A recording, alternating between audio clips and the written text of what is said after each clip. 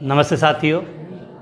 कल हमने अपनी लास्ट क्लास में ये टॉपिक पढ़ा था CFT क्रिस्टल क्षेत्र सिद्धांत, क्रिस्टल फील्ड थ्योरी। और उसके अंदर हमने वो एक टॉपिक पढ़ा था, वो ये था अष्टफलकीय संकुलों में डी कक्षकों का विपाटन, कि अष्टफलकीय संकुलों में जो डी कक्षक है वो किस प्रकार से विभाजित होते हैं। और उसका ये डायग्राम हमने कल की क्लास में इसको यहाँ से कंप्लीट किया था। 2 मिनट लगते हैं, इसको हम रिपीट कर लेते हैं। इसके बाद आज ही क्लास में हम 2 महत्वपूर्ण टॉपिक पढ़ेंगे।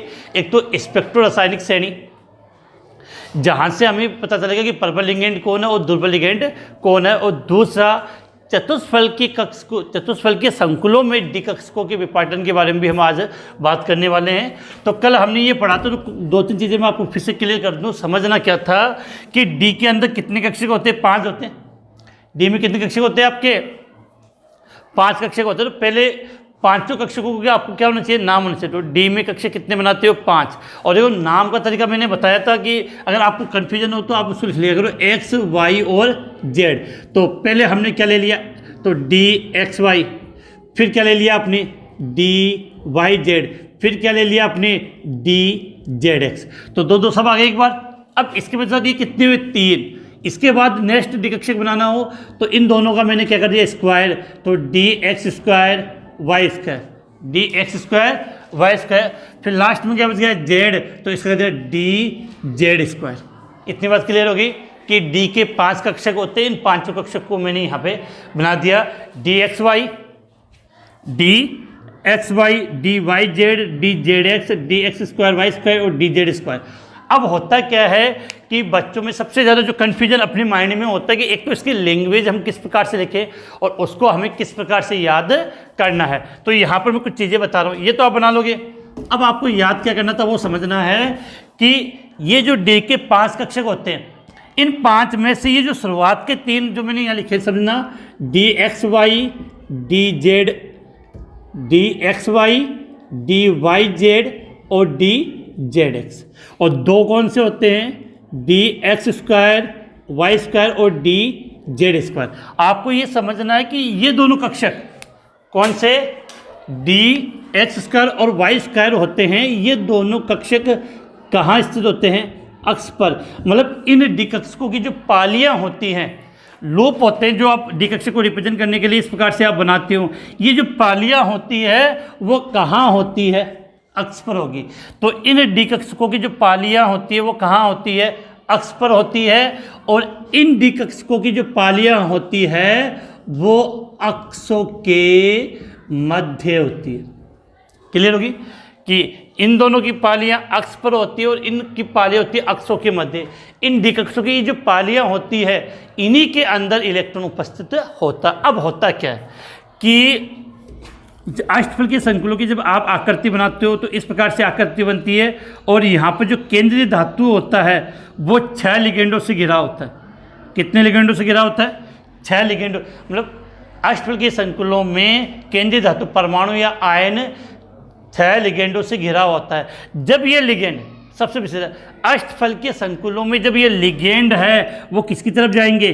केंद्रीय धातु की ओर जाते हैं। तो अष्टफलकीय संकुलों में जब लिगेंड केंद्रीय धातु की ओर जाते हैं तो अक्ष के अनुदिश जाएंगे।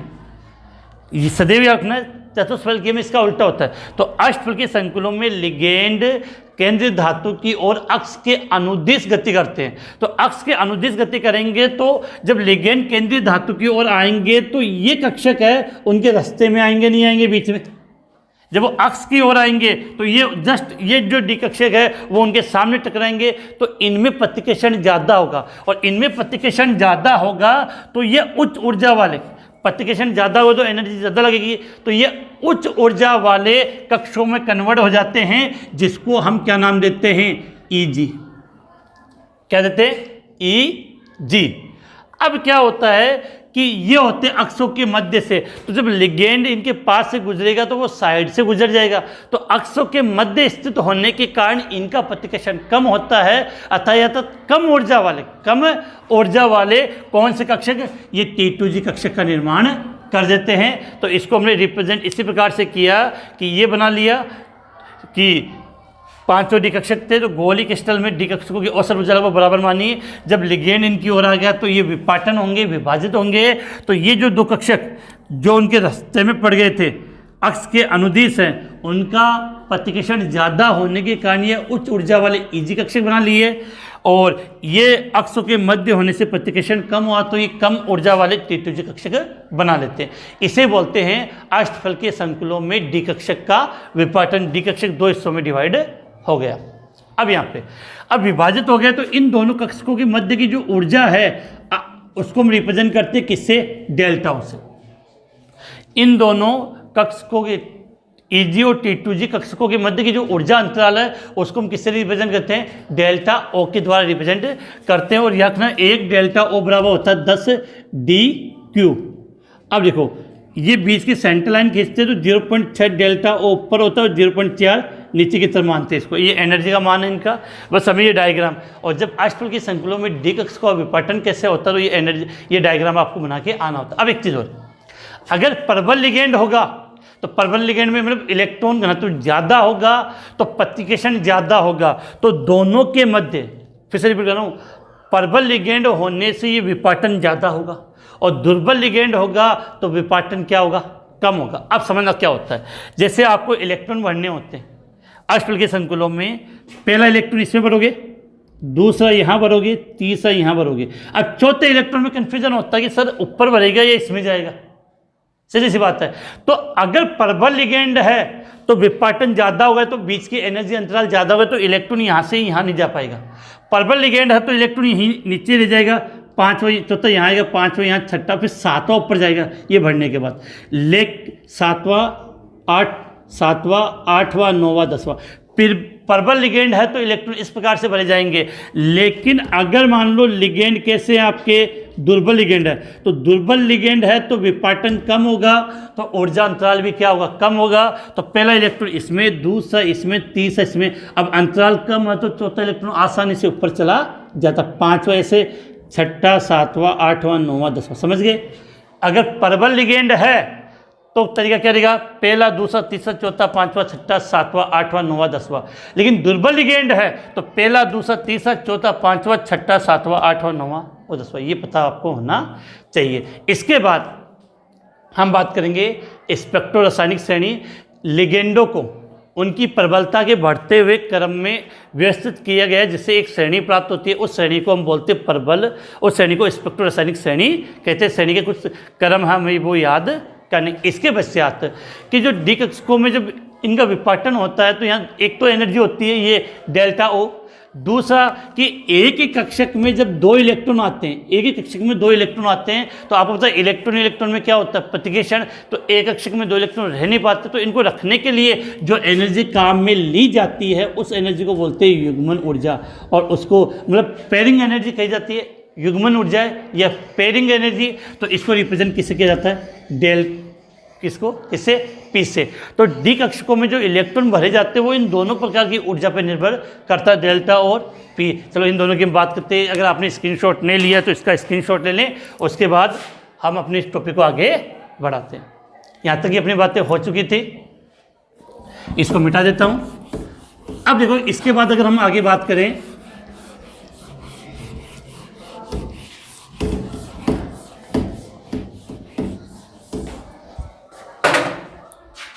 तो अब हम बात करते हैं बेटा कि स्पेक्ट्रो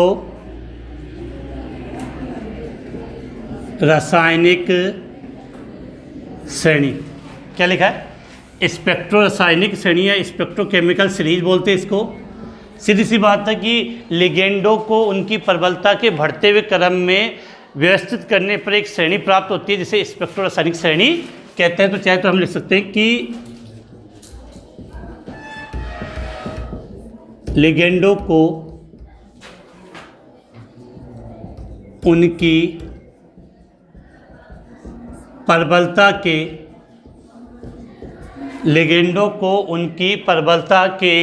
बढ़ते क्रम में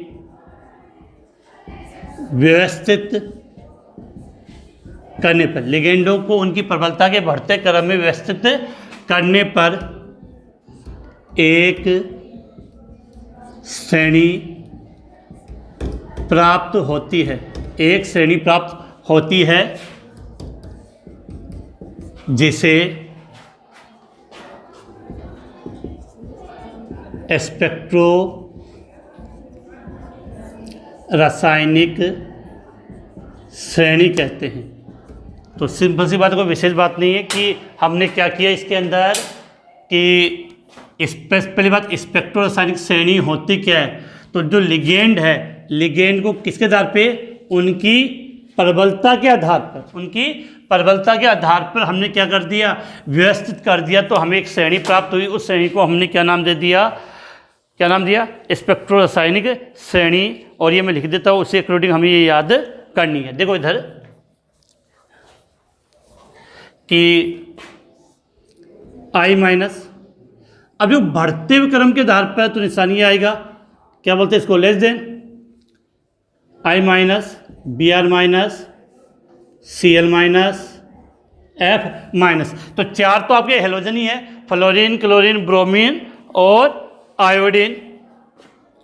फिर OH minus, C2O4 2 minus, H2। अब आगे जगह नहीं तो मैं यहाँ लिख रहा हूँ।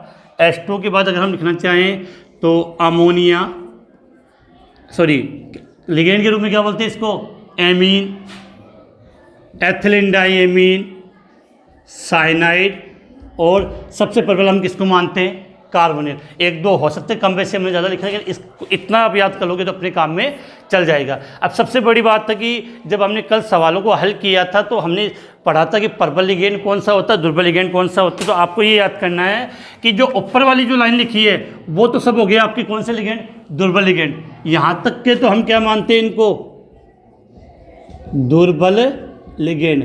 यहाँ तक आपके H2O, C2O4 2 minus, OH minus, F, Cl, Br, I, इनको तो हम क्या मानते हैं, दुर्बल लिगेंड। और ये जो मैंने लिखा है नीचे वाली लाइन में, ये सब क्या आपके प्रबल लिगेंड है। और विशेषकर आप याद कर लेना कि सबसे प्रबल लिगेंड इनमें से हम सबसे प्रबल लिगेंड किसको मानते हैं, कार्बोनिल, फिर उससे कम साइनाइड, उससे कम एथिलीन डाइमीन, फिर अमोनिया, और फिर धीरे धीरे इनकी प्रबलता क्या हो जाती है, कम हो जाती है। तो ये याद होनी चाहिए कि हमने क्या स्टार्ट किया है, स्पेक्ट्रो रासायनिक श्रेणी। तो लिगेंडों को उनकी बढ़ती हुई प्रबलता के आधार पर एक क्रम में व्यवस्थित किया गया है, जिसे स्पेक्ट्रो रासायनिक श्रेणी कहते हैं। और ये श्रेणी मैंने आपके सामने लिख दी है। तो इतनी बात आपकी क्लियर हो गई है। तो अब हम आगे बात करें, तो आप इसका स्क्रीनशॉट लें, फिर हम टॉपिक को बढ़ाते हैं।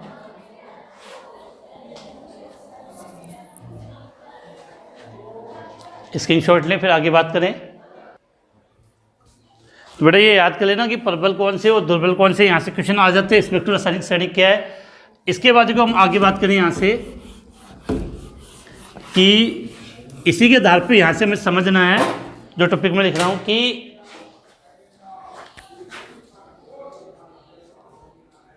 डी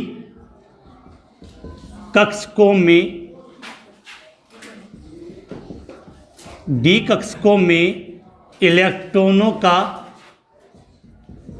वितरण, डी कक्षकों में इलेक्ट्रॉनों का वितरण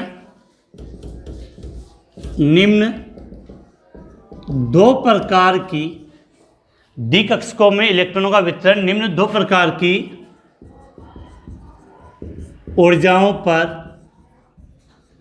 निर्भर करता है। कितने प्रकार की ऊर्जाओं पे, दो प्रकार की ऊर्जाओं पर निर्भर करता है। नंबर एक तो आपने पढ़ी थी कौन सी, क्रिस्टल क्षेत्र विपाटन ऊर्जा, क्रिस्टल क्षेत्र विपाटन ऊर्जा, जिसको हम लिखते हैं डेल्टा ओ के द्वारा रिप्रेजेंट कर रहे हैं। और दूसरा है आपकी युग्मन ऊर्जा, युग्मन ऊर्जा जिसको मैं रिप्रेजेंट किससे कर रहा हूँ, पी से। युग्मन ऊर्जा का मतलब क्या है कि एक ही कक्षक में जब दो इलेक्ट्रॉन रहते हैं तो उसके लिए जो आवश्यक ऊर्जा होती है वो कौन सी ऊर्जा कहलाती है, युग्मन ऊर्जा। समझते, जैसे ये एक कक्षक है, इसके अंदर ये एक इलेक्ट्रॉन आ गया, अब जब दूसरा इलेक्ट्रॉन इसमें प्रवेश करेगा तो इसके लिए जो एनर्जी चाहिए वो एनर्जी कौन सी कहलाती है, युग्मन ऊर्जा। अब आपको यहाँ ये समझना है कि डेल्टा पी और युग्मन ऊर्जा को हमने किससे रिप्रेजेंट किया है, पी से। इसको हम बात करें चाहे तो हम इसको रिप्रेजेंट किससे कर सकते हैं, पाई से। कुछ किताबों में आपको पाई के द्वारा भी इसको रिप्रेजेंट किया हुआ आपको मिल जाएगा। तो अब हम यहाँ से समझ रहे हैं कि डी कक्षकों में इलेक्ट्रॉनों का वितरण निम्न दो प्रकार की ऊर्जाओं पर निर्भर करता है। कितने प्रकार की ऊर्जाओं पे, दो प्रकार की ऊर्जाओं पर निर्भर करता है। नंबर एक, क्रिस्टल क्षेत्र विपाटन ऊर्जा डेल्टा हो, और दूसरा युग्मन ऊर्जा। अब सुनना मेरी बात, परबल लिगेंड होगा, मैंने आपको क्या बताया, कुछ चीजें समझ नहीं है। परबल लिगेंड होगा तो विपाटन ज्यादा होगा, तो डेल्टा ओ का मान पी से ज्यादा होगा। डेल्टा ओ का मान पी से ज्यादा होगा। उस कंडीशन में इलेक्ट्रॉनों का युग्मन हो जाएगा, और युग्मन होगा तो निम्न चक्रण संकुल का निर्माण होता। तो यहां पे एक लाइन लिखनी है कि समझने के लिए कि परबल लिगेंड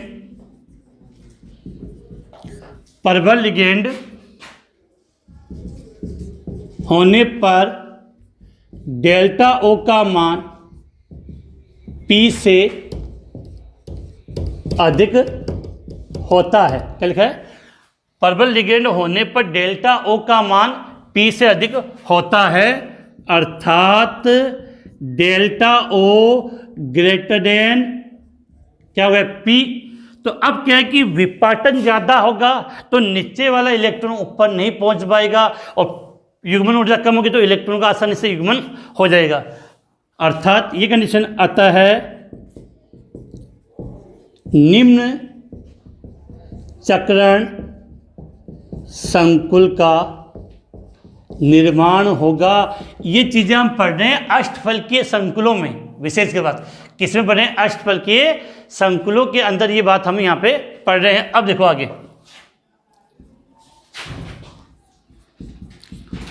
दुर्बल लिगेंड होने पर डेल्टा ओ का मान पी से कम होता है। दुर्बल लिगेंड होने पर डेल्टा ओ का मान पी से कम होता है, अर्थात डेल्टा ओ लेस देन पी होगा। अर्थात सीधी बात है, दुर्बल लिगेंड है तो विपाटन क्या हो गया, कम हो गया, तो इलेक्ट्रॉन आसानी से नीचे से कहाँ चला जाएगा, ऊपर, क्योंकि वहाँ दूसरी बात इस पी का मान ज़्यादा हो जाएगा तो वहाँ इलेक्ट्रॉन युग्मन भी आसानी से नहीं हो पाएगा। अर्थात ये कंडीशन आता है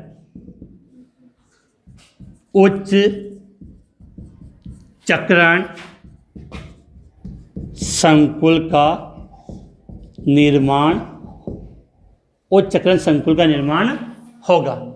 किसका होगा, उच्च चक्रण संकुल का निर्माण होगा। यहाँ से इसको मैं एक डायग्राम के द्वारा आपको और अच्छे तरीके से समझा दूंगा, तो ये बात क्लियर हो जानी चाहिए कि डी कक्षकों में, किसकी बात करें, डी कक्षकों में जो इलेक्ट्रॉन का जो वितरण है वो कितने प्रकार की एनर्जी पे, दो प्रकार की ऊर्जाओं पे निर्भर करता है। नंबर एक, क्रिस्टल क्षेत्र विपाटन ऊर्जा।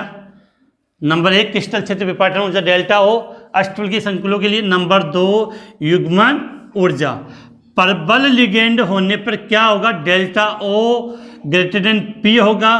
तो परबल लिगेंड होगा तो याद रखना है कि कौन सा चक्रण, निम्न चक्रण संकुल अर्थात आंतरिक कक्षक संकुल का निर्माण होगा। लेकिन यदि कौन सा लिगेंड हो, दुर्बल लिगेंड हो, क्या हो, दुर्बल लिगेंड हो, तो डेल्टा ओ लेस देन पी होगा, और उस कंडीशन में उच्च चक्रण संकुल का निर्माण होता है।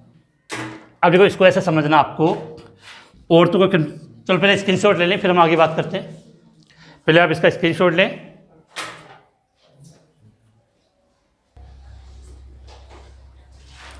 अब देखो बेटा, इसमें आगे हम समझते हैं। इसके बाद हम पढ़ेंगे चतुष्फलकीय संकुलों में डी कक्षकों का विपाटन, उसके बारे में भी बात करेंगे। अब देखो यहाँ से आप एक चीज़ समझनी है आपको, मैं एक डायग्राम बना रहा हूँ दोनों के लिए। परबल लिगेंड और दुर्बल लिगेंड होगा तो अंतर क्या आता है कि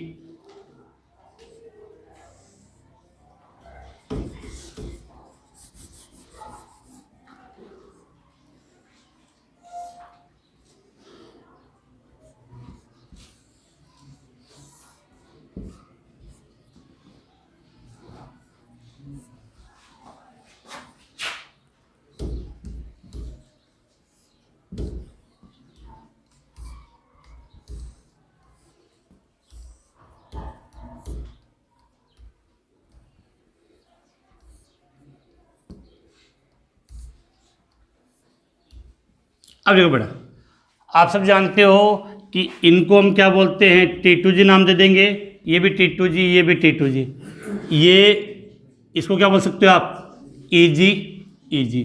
अब सुनना, यहाँ पर हम बात कर रहे हैं परबल लिगेंड के लिए, इधर हम बात करेंगे दुर्बल लिगेंड के लिए। किसके लिए, दुर्बल लिगेंड के लिए।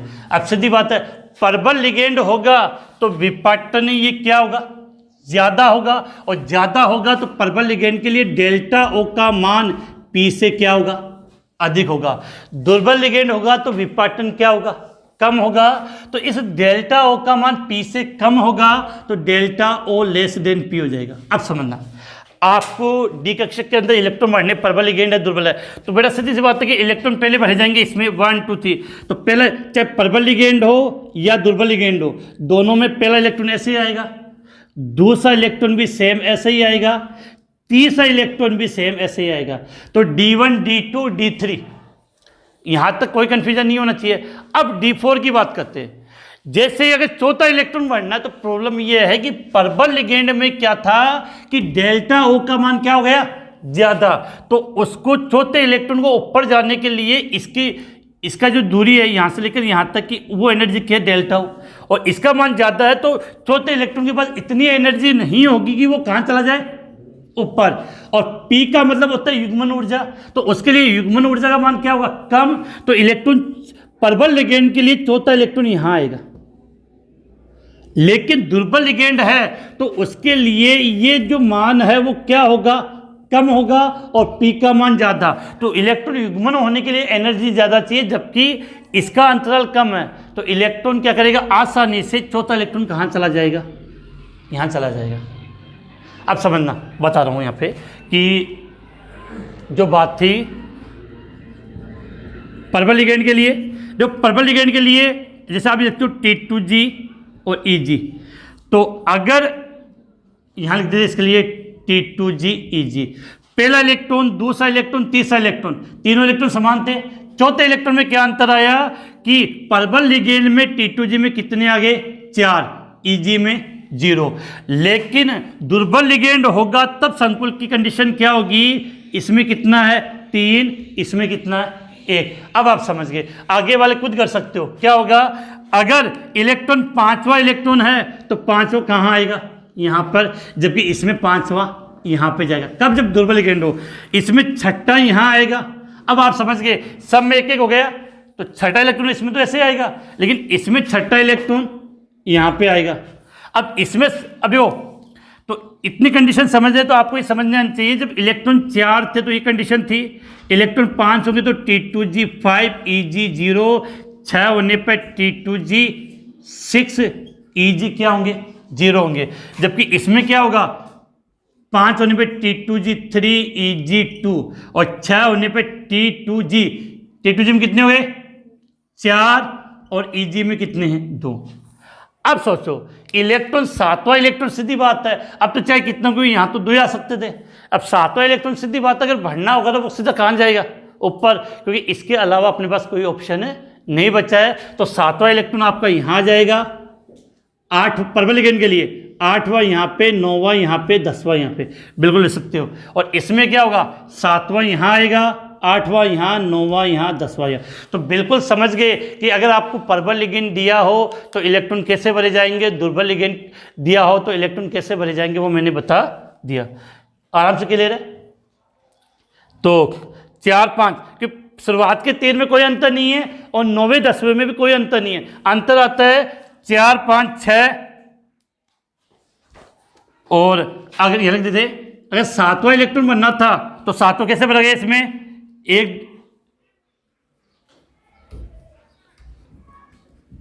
T2G EG 8वां electron T2G EG, ये तो परबल के लिए। इनके लिए बात करें T2G EG, तो इसमें कैसे बना गया 7वां इलेक्ट्रॉन, 6 इसमें और 1 इसमें था, तो 6 और 1, 8 में क्या था, इस 1 यहाँ पे, तो 6 और 2। इसमें कैसे था, पहले 3, 7वां इलेक्ट्रॉन 3 2 5,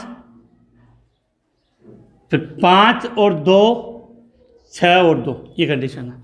अब आगे के तो सेम होंगे, तो ये थे, तो एक सिंपल सा इसका ले लो कि किस प्रकार से प्रबल लिगेंड होने पर इन डी कक्षकों में इलेक्ट्रॉन भरा जाता है और दुर्बल लिगेंड होने पर इनमें किस प्रकार से इलेक्ट्रॉन भरा जाता है, वो मैंने समझा दिया है। इसका आप स्क्रीनशॉट ले लें, फिर हम आगे बात करते हैं।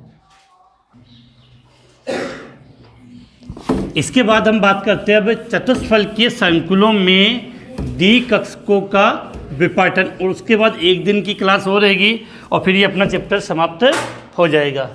तो नेक्स्ट अपना हेडिंग क्या है कि चतुष्फलकीय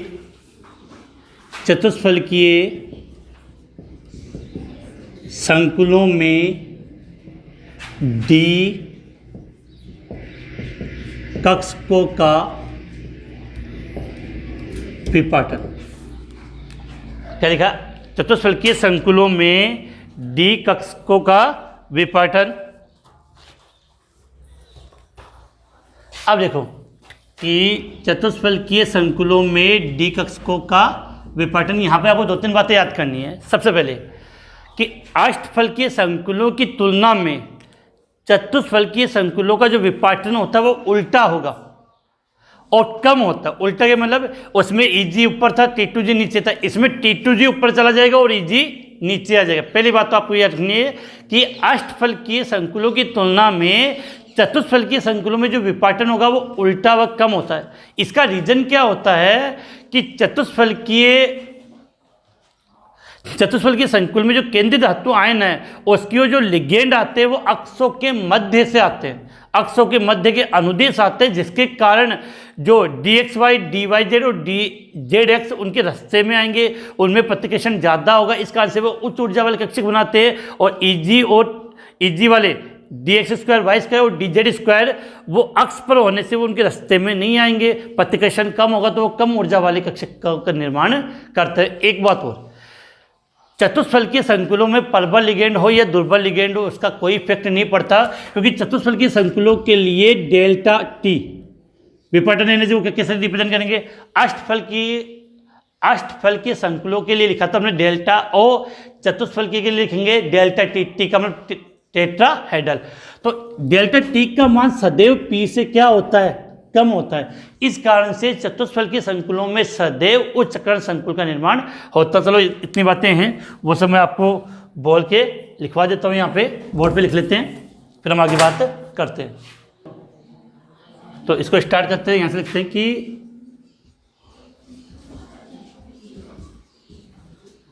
चतुष्फलकीय संकुलों में डी कक्षकों का विपाटन। चतुष्फलकीय संकुलों में डी कक्षकों का विपाटन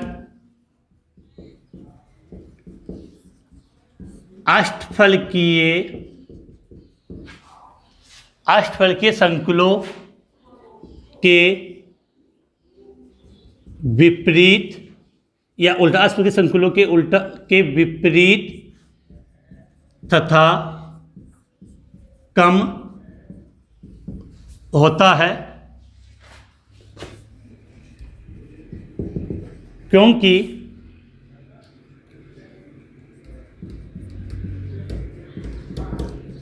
चतुष्फलकीय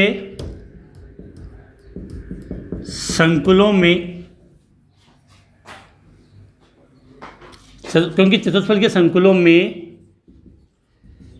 केंद्रीय धातु परमाणु या आयन की ओर लिगेंड अक्षों के मध्य से आते हैं। बेटा ये बात पकड़नी है, चतुष्फलकीय में तो अक्षों के मध्य से लिगेंड आ रहे थे और अष्टफलकीयों में अक्ष से आ रहे थे। तो लिगेंड अक्षों के मध्य से आते हैं, जिससे dxy, dyz तथा dzx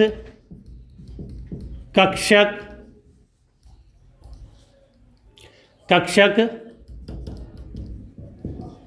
लिगेंडों के पथ में आते हैं, जिससे ये अधिक प्रतिकर्षित होकर उच्च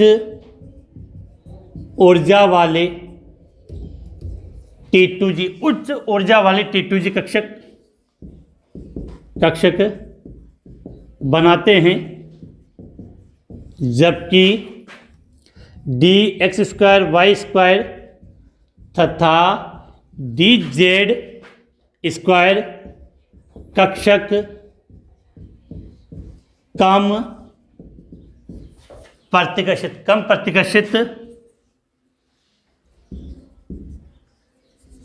प्रतिकर्षित होने के कारण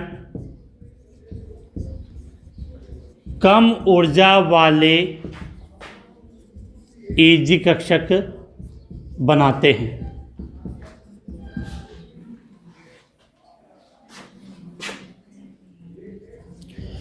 इस प्रकार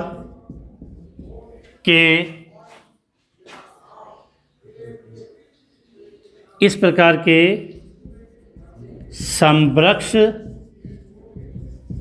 कक्षकों के विपाटन से T2G व Eg कक्षकों का बनना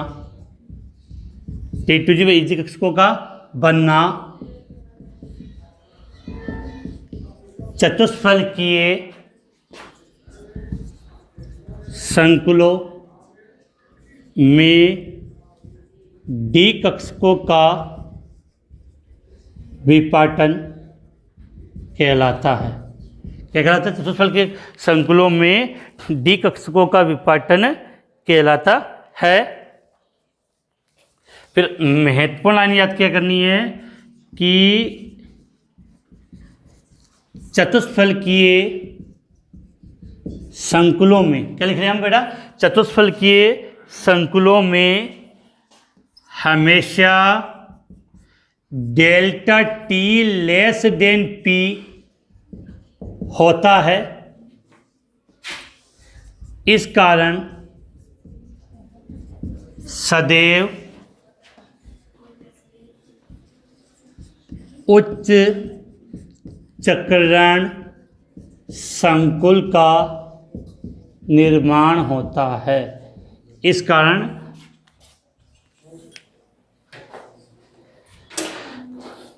क्या उच्च चक्रण संकुल का निर्माण होता है। अब 2-3 बातें चलो, इसका भी एक डायग्राम हमें बनाना पड़ेगा कि जो बातें मैं बता दूं। सबसे विशेष बात आपको याद क्या करनी थी कि चतुष्फलकीय संकुलों को में जो D कक्षकों का विपाटन होता है, किसका? चतुष्फलकीय संकुलों में D कक्षकों का विपाटन अष्टफलकीय संकुलों के विपरीत अर्थात उल्टा व कम होता है। उल्टा कैसे हुआ?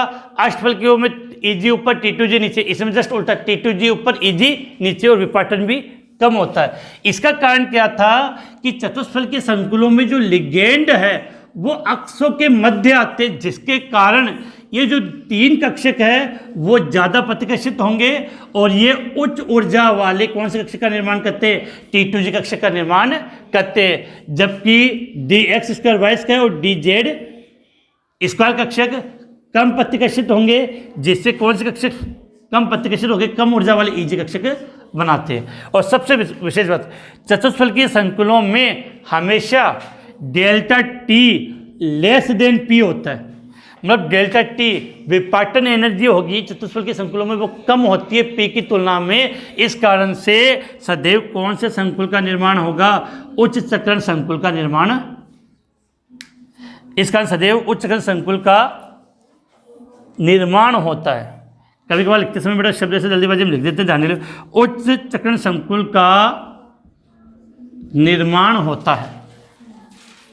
तो स्क्रीनशॉट ले लें, फिर हम इसका एक सिंपल सा जो डायग्राम है वो और बना लेते हैं, जिससे आपकी कोई कन्फ्यूजन ना रहे।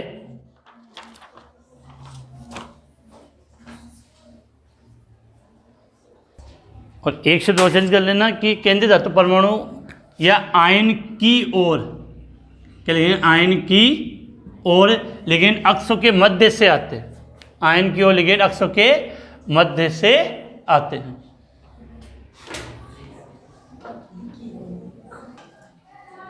अब जो बेटा आगे बात करें, इसका जो डायग्राम है वो आप कैसे बनाओगे वो देख लेते हैं।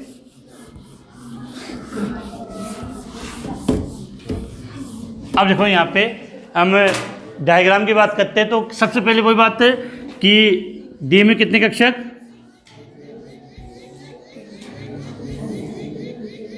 1 2 3 4 और 5, कितने कक्षक है 5। माना लिगेंड की उपस्थिति में इन पांचों डिकक्षकों की ऊर्जा कितनी है, इतनी मान ली, इनको यहां से रिप्रेजेंट कर दे 5।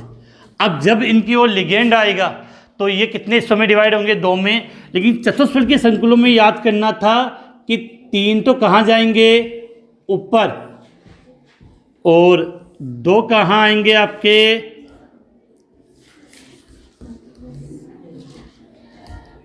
दो कहाँ आएंगे, ऊपर।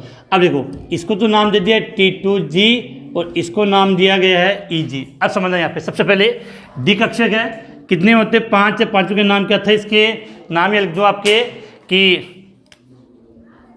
DXY, DYZ, DZX, DX² Y² और DZ²। तो ये क्या है, मुक्त आयन है। यहाँ पर आप कि मुक्त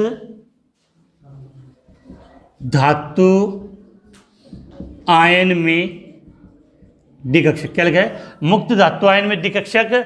और यहाँ आप रिप्रेजेंट करना चाहो लिख सकते हो कि लिगेंड की उपस्थिति में डी कक्षकों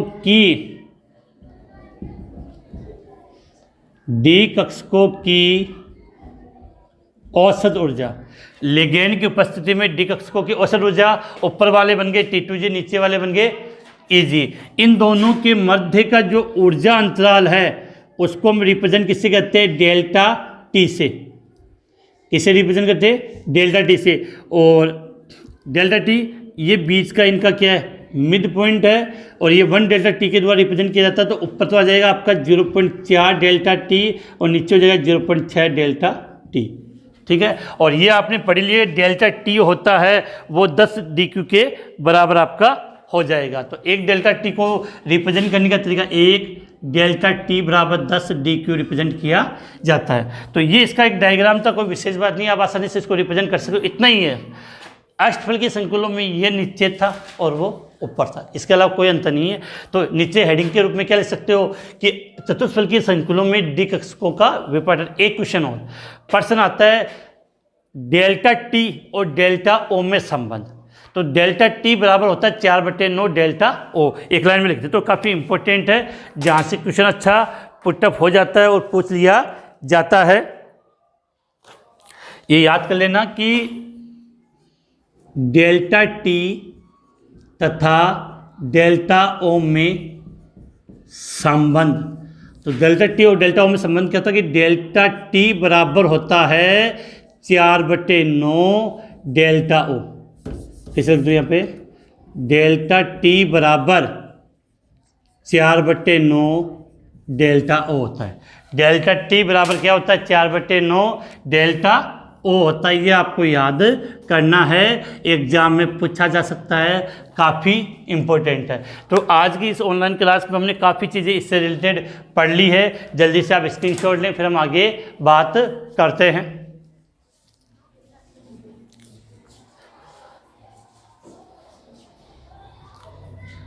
तो हमने क्या स्टार्ट किया आज कि शुरुआत में हमने अष्टफल के संकुलों में डिकक्षकों के विपाटन को रिपीट किया था, फिर स्पेक्ट्रो रासायनिक श्रेणी के बारे में पढ़ा था। उसके बाद 2 ऊर्जा, क्रिस्टल क्षेत्र विपाटन ऊर्जा और युग्मन ऊर्जा के बारे में हमने अध्ययन किया था। और फिर सबसे लास्ट में हमने स्टार्ट किया है चतुष्फलकीय संकुलों में डिकक्षकों का विपाटन। इनसे रिलेटेड सीधा थ्योरेटिकल क्वेश्चन आपसे एग्जाम में पूछा जा सकता है। कल की क्लास में इस चैप्टर के कुछ 3-4 बिंदु छोटे छोटे वो बच्चे उसी के साथ अपना ये जो चैप्टर है वो उम्मीद करेंगे कल की क्लास में समाप्त हो जाए। तो आज की क्लास हम यही समाप्त करते हैं।